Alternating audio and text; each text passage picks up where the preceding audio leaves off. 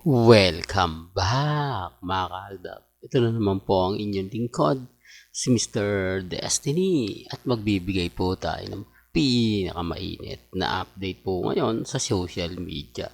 Siguro naman po nakikita nyo na to, kahapon pa po ito naglalabasan at eto na nga po ipinost na ang video na kung saan nga po nagpo-promote sina Alden Richards at si Catriona Gray. O issue na naman yan. Siyempre mga kaaldab, normal lang po yan. Dahil alam naman po natin na kung saan nga po. Talagang, kumbaga, ibabalik ko lang kumbaga, alam ko maraming mga Alden fanatics ang nakakaalam din po nito. Pati na rin po ang mga main fanatics. Kasi ito yung panahon ng, Aldab pa po pala. Hindi po pala ito, i-consider ko na alam ng mga main fanatics. Kung matatandaan nyo, nasa Cebu si Alden Richards na kung saan pipirma dapat ng binibigyan ng kontrata si Catriona Gray na magiging katambal sana ni Alden Richards ito sa teleserye na gagawin po kung sakaling pumirma. Di po ba? Na kung saan na-link po si Catriona Gray kay Alden Richards. Tandaan nyo pa po yun mga kaaldab. Then nire-remind ko lang po para lang po sa mga nakatutok lagi sa channel natin, sa mga kabisado at sa mga alam na alam yung mga bagay-bagay na ganyan. Kasi sasabihin na naman po nila, ako issue na naman yan Mr. Destiny. Wala namang katotohanan yung mga sinasabi mo, haka-haka na naman yan. Hindi po ba? Para lang klaro, para lang po sa mga taong dumadaan at bumibisita po sa channel natin. Ako naman po dito, lahat po ng mga binabalita ko, may mga connect. Hindi po ngayon, hindi mo bukas, kumbaga nangyari na po na binibigyan ko lang po kayo ng konting idea. Hindi po ba? Na ang ginawa po ni Catriona Gray, hindi siya pumirma o hindi niya tinanggap ang kontrata sa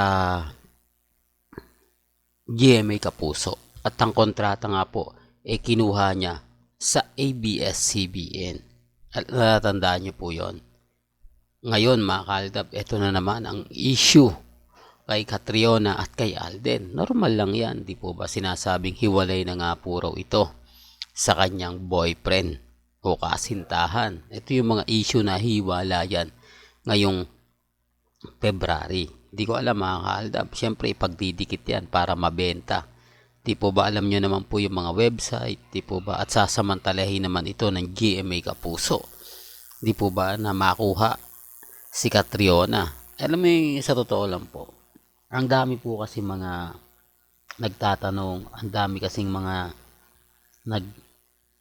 yung tipong, ang ibig kong sabihin mga kaaldab na nasa dulo ng dila natin, di natin masabi.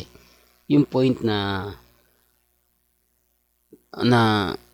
kukuha sila ng artista uli. Ganyan po kalupit ang GMA Kapuso. Kahit sabihin na natin napakarami nilang artista, kukuha pa rin po sila ng artista na sa tingin nila papakinabangan nila.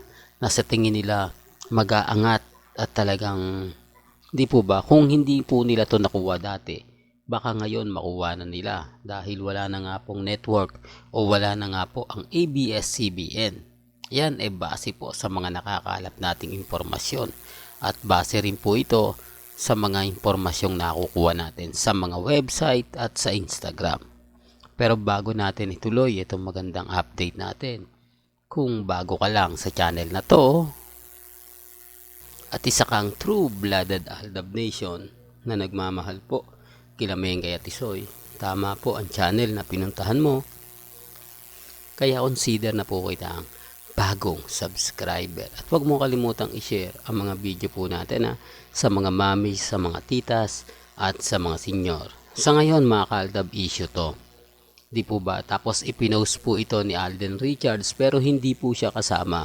O hindi po kasama si Catriona Gray o hindi man lang pinopromote ni Alden Richards si Catriona Gray. Sabi ko nga po sa inyo, sasamantalahin to ng mga website, na mga vlogger. Hindi po ba magkakaroon na naman to ng issue. Sa bagay mga kaaldab, matatabo na naman po yung mga issue sa kay Catherine, kay Sanya, di po ba, mas puputok na naman po ang pangalan ni Catriona Gray. Sabi ko nga po sa inyo, dito pa lang, pagkalabas po ng video, talagang pinagpiestahan eh. Talagang masasabi mo na tama ka, Mr. Destiny. Kitang-kita naman na pinagpiestahan talaga yan sa social media, sa Instagram, sa Twitter, sa Facebook. Ganyan po sila kalupit, ganyan po sila kadesperado. Sabi ko nga po sa inyo, may mga bagay-bagay nga po na mahirap ipaliwanag. May mga bagay-bagay nga po na kung saan iisipin naman po ninyo at titignan, ba'y pinagpepiestahan po pagdating po sa social media. Ako, masaya po ako mga kaaldab sa mga nakikita natin, sa mga nababalitaan natin. Ang importante lang naman po dito, maging updated po kayo. Kung ano pa yung makukuha nating impormasyon, kung ano pa yung makikita natin mga update, abay dito lang po kayo tututok. Kasi dito naman po talaga yung 101%. Di po ba? Sabi ko nga po sa inyo, kapag wala pong update o wala mga posts, matik na yan. Di po ba? Na kung saan nga po talaga, nalihis na naman. Pabor po sa Aldab to kasi si Catriona at si Alden ang topic na iwasan na po ang issue na nasaan nga po ba nagbabakasyon si Alden. Ito yung mga gusto ni Alden Richards, yung private family, yung tipong hindi gaanong pinag-uusapan, hindi sila ganong hinahanap. Tamang-tama nga po ang paglabas ng endorsement na to. Kasi umaayon, biruin mo, February 10. Di po ba? Pumutok. O, ilang days na lang nga po, Valentine's na. Sa ngayon, tapos wala pang ganap, wala pang update. Kina Alden Richards at kay Maine Polkerson. Bagamat maraming nagsasabi, marami nagko-komento, pero sabi ko nga po sa inyo dito po sa channel ni Mr. Destiny, lahat po na mga gusto nyo pong malaman, gusto nyo maintindihan, abay tumutok lang po kayo dito kasi tayo naman po talaga yung malakas, tayo naman po talaga yung kampante. Sa ngayon mga kaaldab, sabi ko nga po sa inyo, wag po kayong padadala sa mga issue na ibabato nila, sa mga issue na nagsasabing ganito, nagsasabing ganon. Hindi po ba? Binibigyan ko lang po kayo ng konting idea. Basta't sabi ko nga, kung gusto nyo lang po ng update at pinaka-latest, dito lang po kayo. Sa ngayon mga kaaldab, naghahanap pa po tayo ng mga update kung nasaan nga po ba talaga si Alden Richards. Bagkos na nag-post po siya sa kanyang Instagram na ganito o itong ambassador, normal lang po yon. At least nagbigay siya ng update. Di po ba? Na kung saan wag nyo nang hanapin ang wala. Yan yung salitang isa sa kinaiinisan sa akin. Yan yung isa sa salita na gawa-gawa lang daw po natin. Hindi daw yan sinabi ni Tatay Dab. Never daw po yung sinabi. Hindi naman po talaga totally sinabi yan ni Tatay Dab sa Itbulaga. Sa isang event to, sa McDonald's mismo, nila Maine Polkerson at Richard Polkerson sa Bulacan. Ito yung first McDo ng dalawa. Sinasabi ko lang po ito para lang klaro. Alam po ito ng mga Maine fanatics. Sabi kasi nila sila po daw talaga yung updated at sila daw po talaga yung unang sumusuporta sa Maine, sa branch ng McDo ni Maine. O ibig sabihin alam nyo po yan. Dahil may mga pagkakataon na nagsasalita po doon sila Nanay Dab at Tatay Dab na madalas naman po sila mismo ang nagsiserve.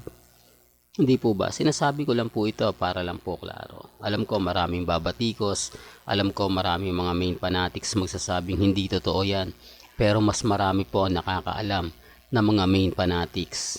Hindi po ba? Kaya nga po pag may magsasabi ko ng mga ganito, marami pong affected. Marami nagsasabi, naku, move on na kayo. Hindi nila magawang sabihin na hindi totoo yan. Maaari maririnig mo yung move on, delulo, paasa. Pero yung sinasabing fake news ako, hindi po. Kasi alam po nila na totoo ang sinasabi ni Mr. Destiny.